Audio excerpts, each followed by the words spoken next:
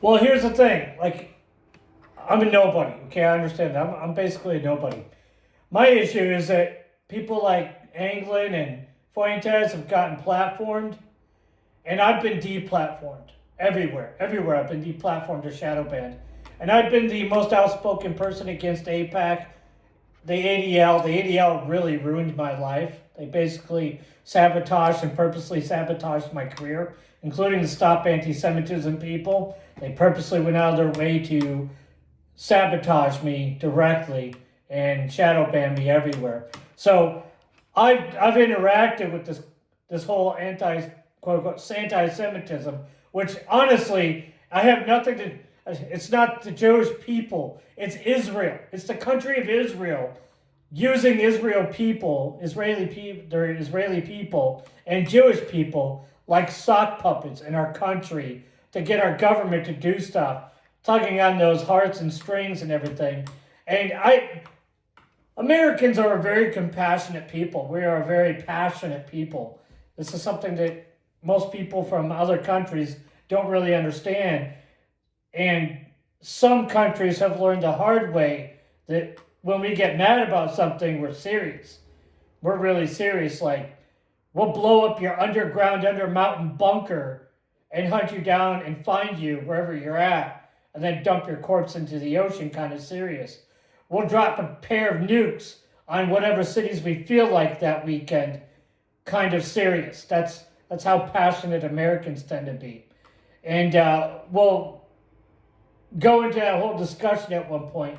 And the people whom were allowed to speak openly about this subject were not people with the Tea Partiers. In fact, Obama went out and said that people that supported the Tea Party openly were a bunch of racists and we had to get investigated by the FBI for white supremacy and some other nonsense, which was absolutely wild considering who I am. And if you don't know who I am, I'm sure there's somebody in your community, if you're a veteran, that probably knows who I am and won't tell you publicly, but will probably tell you in secret, probably with some winks or something like that, because they're a bunch of dirty perverts, and that's disgusting. And so I noticed that, people who have been lifted up by the platforms that I've been involved with and supported and generated and helped create have gotten platformed publicly on all kinds of media, mainstream, and all this other stuff. And I'm not the most attractive man in the world, but I'm definitely more attractive than Piers Morgan has ever been in his life. Even at my age, I'm still more attractive than he's ever been. And I'm not a nitpicker about attractiveness, but I'm well spoken. I'm much more well spoken, or have a greater degree of sophistication in my linguistic abilities compared to either Fuentes or the other guy, Anglin. And both these people were on TV, live interviews in Israel, and they both have had numerous interviews, including Fuentes had, what was that, CNN or something like that? He was on whatever it was on MSNBC. And this is the thing, like, I've been in the community of trying to, get APAC FAR registered, force them out of being like these, it's like a cloak and dagger, super secret scrum neo-Nazi hunting gang. And it's, I find a lot of things that I've interacted with and seen them do in my lifetime to be very questionable legality. And I think the reason why there's a push to prevent them from being registered in FAR is because they want to be able to stay in NGO and continue to do illegal things for an intelligence apparatus that isn't kind to white Americans, if you understand what I mean. They tend to target people irrationally. And I find this entire situation to be extremely convoluted and anti-American from the start. It is definitely a racist system against people of my skin tone, which happens to be quite pale. So you can understand why the conversation of why Anglin and Fuentes were platformed in good old David Harmon with his non-rememberable name, because he has 3 first names, was never mentioned. Yeah, my full name is David Ross Harmon. That's 3 first names. How do How do you not platform a guy with 3 first names unless you trying to get him to do assassination stuff, right, Lincoln Project? I will never forget that when you tried to con me into doing that, which is wild considering now we know who you are. That is an outrageous allegation that I made. And that actually happened. The Lincoln Project approached me trying to see if I want to try to do in the old Trumpster there with the Trump card, not quite understanding that I was part of the team that put good old Donnie up front in 2016. I was first boy on board. Might as well say the first boy on board because some of these people were like, I've seen skeletons younger than them. We're talking decrepit wheelchair boy. Oh my goodness, he was so old. He smelled so bad. It smelled like, I don't even know. It was like old decrepitness and cantankerous veteran stuff. Old and cantankerous. He had a hat on. It said Vietnam veteran. I said, you're so old.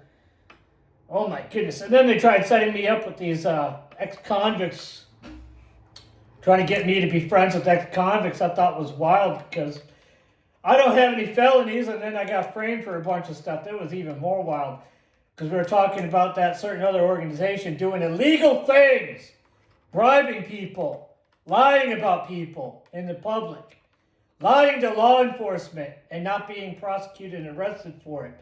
And then I get arrested for stuff that I wasn't even present to do. I get fined for stuff that I wasn't even present to do. And I was absolutely confused that the legal system would be used as a weapon against me as a normal law-abiding citizen within the United States to such a degree. And then I stood in front of a judge that blatantly lied to me. Blatantly lied to me. I had a defense attorney that blatantly lied to me. I had a prosecutor that dragged it out and decided to dismiss the charges. And they were just doing it to annoy me. Just to waste my time. Because that's the last card you have to play when the guy isn't a criminal, a drug addict, or a felon like you. You just waste their time and money. That's the only thing you have going for you. And since you have time and money granted to you by the federal government due to infinite democracy, infinite free foreign aid money, and infinite free bribe money from certain political action committees that don't register to FARA, and now we understand that you're getting more than just money because you're part of the quid pro quo of the old Clintonista clans, and you're probably getting other things, like I saw a lot of children that didn't look like they had parents when I was in Colorado, and I was not going to ask any questions because they didn't look like the type of people that were very tolerant to question askers. And then I saw in the newspaper that a cop near that area had shown up dead in the river, and I realized that no, they were not the kind of people who were okay with people asking questions. And now we're in the conversation where a bunch of people involved in human trafficking and a certain political action community were actually involved in the homicide of a law enforcement official while I was there. And I saw the newspaper articles, and it was not very kind. I made it a promise not to stay around there for very much, or at least spend as very little time over there as possible, because I walked down into one area and it was flooded with illegals. Little place off to the side west of Eagle, Colorado, down from the airport. What was the name of that place? I don't know. It's Gypsum. Gypsum's the name of that city. There's a lot of illegals down there. A lot of illegals. But, whatever. Because I got threatened multiple times. Why did I not hang out by them? Because I'm not a child molester like you. So I often wonder what kind of person would molest children, is protected by murderous cartels, and would run for office in the United States. Then I realized it. I realized he was exactly like that. But what am I supposed to do? I'm just a lowly medically retired infantryman. What am I going to do, right? You're a big bad gangster. Big bad made man. Big bad maid boy, huh? Mm-hmm. You're all made and everything. You a gay guy. Because we know what being made means now. It means you do gay favors to stay out of trouble. And when that doesn't help, you do worse. But hey, we don't live in a real country anymore. We live in a police state where only honest people are persecuted. Only honest people get their stuff stolen from them. Dishonest people are protected. You protected, G. I hate these double entendres. I'm going to be honest with you. I hate this country because of this shit. There's nothing about any of this linguistic crap that I enjoy. I have a bunch of people who barely speak English threatening me. And listening to them is torturous. It's absolutely abysmal hearing them speak. I can't even understand them. Like, the words that are coming out of their mouth, I understand completely fine, but what they mean is not what they're saying, and it's just absolutely abysmal. It's the most torturous stuff I have ever been through in my life. And I've been actually tortured. Like, I've been real life tortured. I've actually been tortured before. So you can understand my hang up when I listen to somebody who is speaking English so poorly, and they're from the area that I grew up in. And I'm fully aware and cognizant that there's no way that they went to my school and learned that kind of low-level linguistic trappening. He is the trappening. There's nothing to say about that guy other than he is the trap. You are the trap. Like, just listening to you is going to drive any woman nuts. They're never going to listen to you. No woman would ever want to speak with a man who can barely elaborate any kind of level of sophisticated thought past third grade.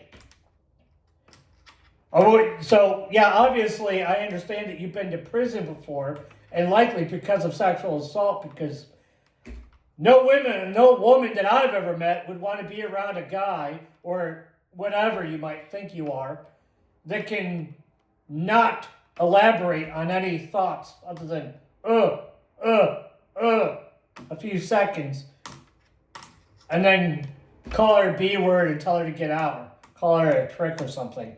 Or just, like, by all means, that's probably your experience with women is the T word.